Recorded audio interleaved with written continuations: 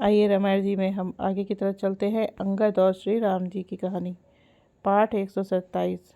अंगद और श्री राम जी की कहानी।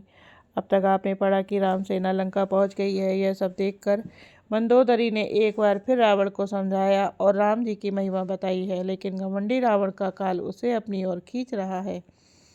प्रातःकाल श्री रघुनाथ जी जागे और उन्होंने सब मंत्रियों को बुलाकर सलाह पूछी कि शीघ्र बताइए, अब क्या उपाय करना चाहिए।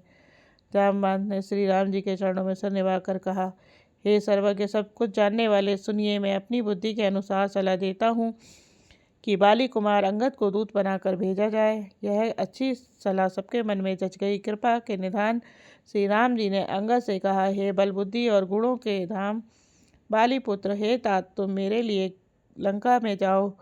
तुमको बहुत समझा कर क्या कहूँ। मैं जानता हूँ तुम परम चतुर हो। शत्रु से वही बातचीत करना जिससे हमारा कल्याण हो और हमारा काम हो और सबका कल्याण हो।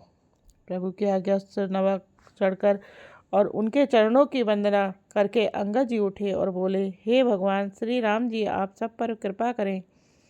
वही गुणों का समुद्र हो जाता है। स्वामी, सब कार्य अपने आप सिद्ध हो जाते हैं। यह तो प्रभु ने मुझ को आदर दिया है कि मुझे अपने कार्य पर भेज रहे हैं। इस प्रकार भगवान की वंदना करके अंगद जी चले गए हैं।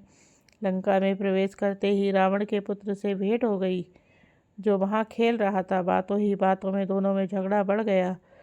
दोनों ही अतुलनीय बलवान थे और फिर दोनों की युवावस्था थी।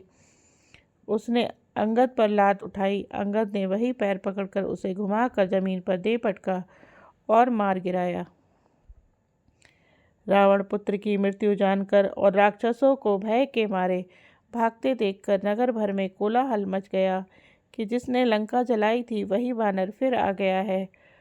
सब अत्यंत भयभीत होकर विचार करने लगे कि विधाता अब ना जाने क्या करेगा। वे बिना पूछे ही अंगद को रावण के दरबार की राह बता देते हैं। श्री राम जी के चरण कमलों को स्मरण करके अंगद रावण की सभा के द्वार पर गया। रावण को सूचित किया गया।